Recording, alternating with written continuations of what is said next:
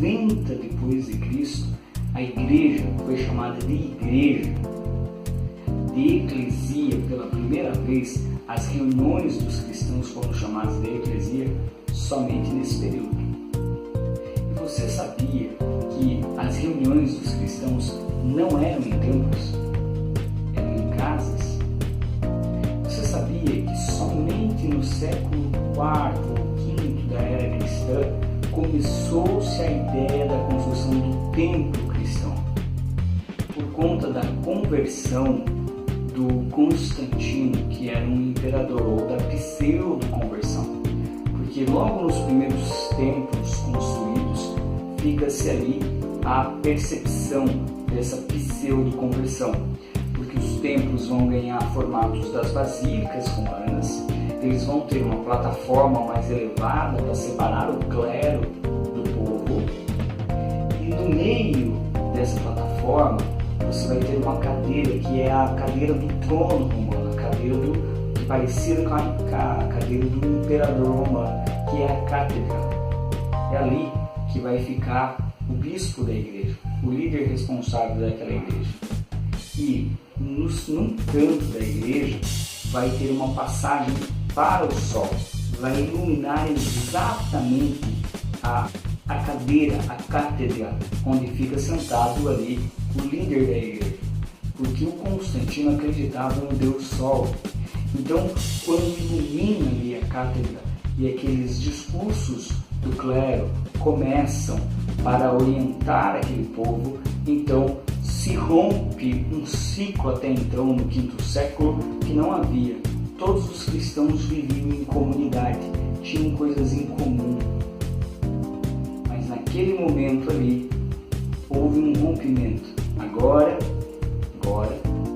o clero se torna importante, passa a ter poder, governo, passa a ter um outro tipo de destaque, um outro tipo de formato.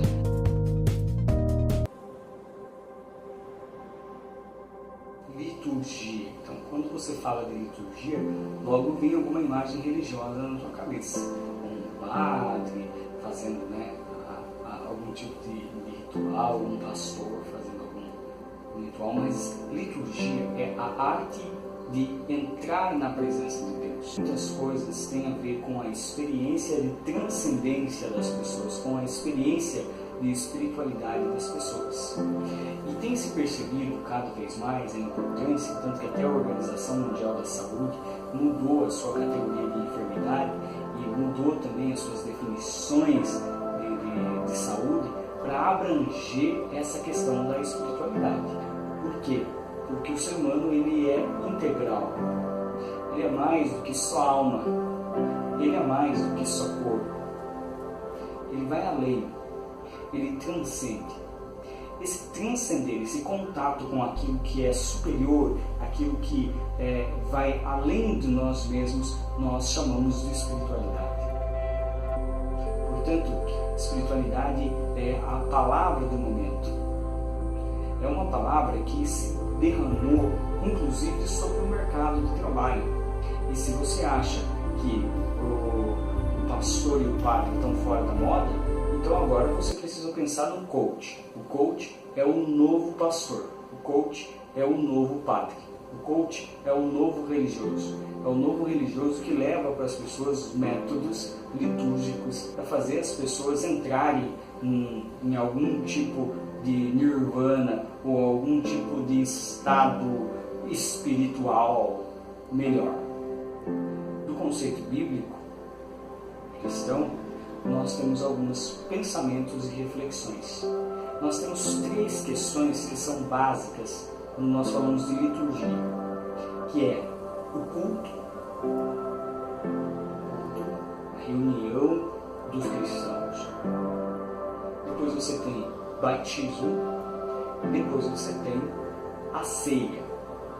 Liturgia é diferente de sacramento. Sacramento, ele tem 2 conceitos. Se você fala sacramento dentro da Igreja Católica, sacramento assim é algo extremo. Até onde eu sei, pelo menos, um padre pode explicar melhor isso para você. Um sacramento é algo assim além, algo extremamente sagrado, se é que se pode falar extremamente sagrado. Por exemplo, um casamento, cerimônias da extrema unção, batismo, a Santa Ceia, tanto que é chamado de Santa Ceia. É tão sagrado que na igreja, o que acontece com o pão e com o vinho? Eles viram o corpo e o sangue de Jesus. Então, o sacramento é essa graça espiritual que se recebe. Pelo menos é o que se acredita, claro. Na reforma, na questão dos evangélicos, é diferente. Não vou nem dizer evangélico, vou usar a palavra protestante. Porque se fala evangélico, você já pensa naqueles caras da televisão, e não é disso que eu estou falando. Os caras da televisão são uma anomalia à parte. A reforma protestante, ela traz um conceito de sacramento muito parecido, que é, no sacramento, você recebe uma graça, uma presença espiritual. Nesse ritual, você recebe uma presença espiritual diferente, uma graça especial. Pelo fato de estar passando por aquilo, você recebe esse sacramento, essa graça manifestada.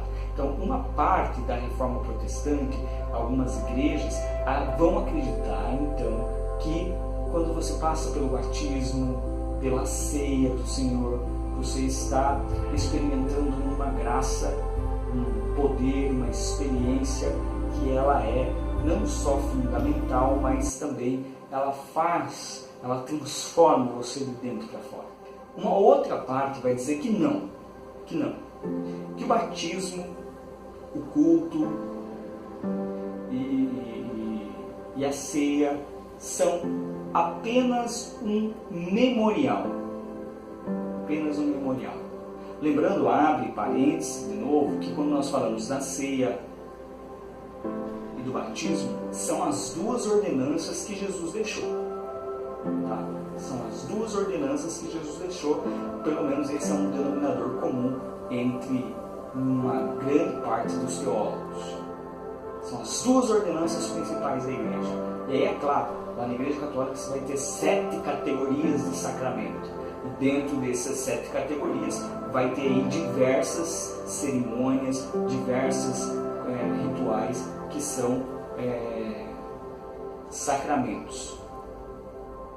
Ok? São sacramentos. Uma delas já citei, a ceia e a transubstanciação do pão no corpo e no sangue de Jesus.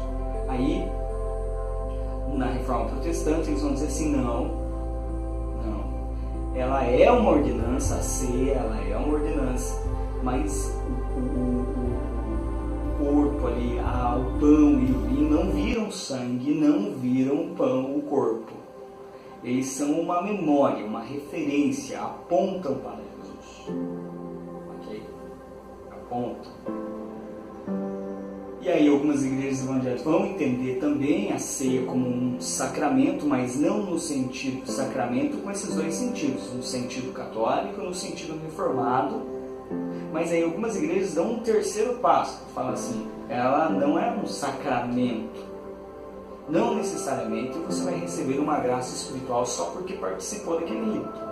Ela é apenas um memorial. É apenas um memorial.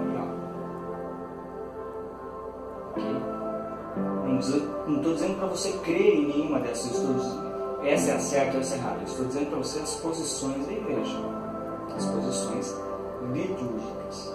Então, quando você fala de liturgia, nós estamos falando de cerimônias que acontecem dentro da igreja. Mas a liturgia ela tem a ver muito com a figura pessoal, porque a liturgia, que é a arte de entrar na presença de Deus, é a maneira como você entra na presença de Deus, a maneira como você percebe Deus. Okay? E aí você tem batismo, ceia e culto cristão. As 3 coisas fundamentais, os 3 pilares que você precisa compreender. Se você é um cristão, você precisa compreender a forma e a liturgia e o significado dessas 3 coisas. Mas de verdade, entendeu? Entender de verdade. Então, batismo, vamos começar pelo batismo, vamos começar pelos mais simples. Batismo, fundamental, é uma ordenança de Jesus. o batismo. Aquele que crer e for batizado será salvo. É o que está na Bíblia. Então, quando você entende isso, aquele que crer e for batizado, a Igreja Católica entende como um sacramento.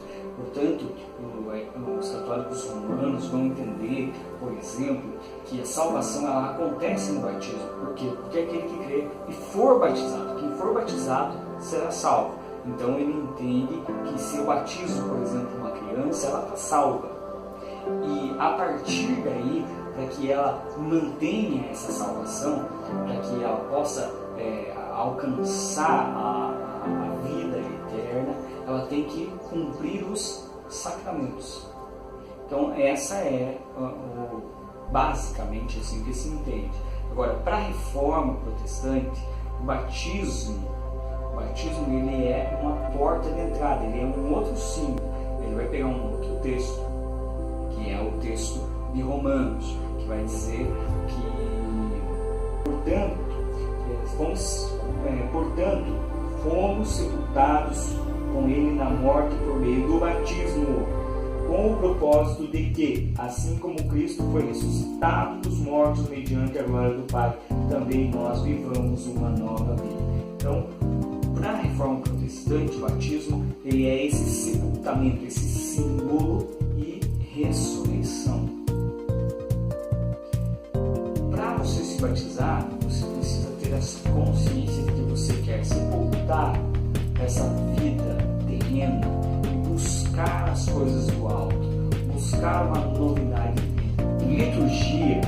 A liturgia cristã, ela tem sim os seus elementos básicos, de uma liturgia, mas não necessariamente eles precisam ser cumpridos em ordem, ou não necessariamente eles precisam acontecer sempre do mesmo jeito. Portanto, a liturgia ela precisa ter os seus elementos básicos. O que funciona numa liturgia na África do Sul é diferente aqui no Brasil, ou diferente de uma liturgia que fosse funcionar no Rio de Janeiro para uma liturgia lá na Zâmbia. É diferente. Se liturgia é a arte de entrar na presença de Deus, essa liturgia minha precisa ser sensível também às pessoas que estão ali, principalmente para aquelas que nunca participaram de algum tipo de liturgia. Por isso que as pessoas têm muita dificuldade de ir, porque quando elas vão na primeira vez, elas nunca entendem nada. Se elas vão numa missa, elas ficam doidas, porque ninguém nunca sabe quando que é para dizer Ele está no meio de nós, ou quando que é para dizer Hosana nas alturas. O cara nem entende Hosana, quem que é essa Hosana? Hosana nas alturas, da onde está essa mulher? Entendeu? O cara entra na igreja, já tem aquele papelzinho. Aquele papelzinho, ele pensa na cabeça dele que é porque o microfone da igreja é muito ruim. E parece que todo padre fala pelo nariz. Aí o cara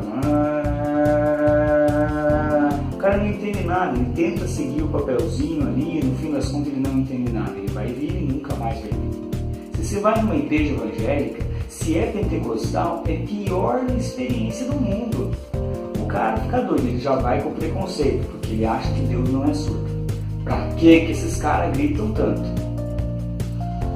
Aí ele vai na igreja pentecostal, quando ele está entrando na igreja, os caras estão tudo com Bíblia assim, ele está entrando e já dão uma Bíblia para ele já não sabe o que faz com a Bíblia, ele não sabe se segura a Bíblia assim, você tem que pôr obrigatoriamente embaixo do braço, porque está todo mundo com a Bíblia embaixo do braço, ele senta lá na igreja.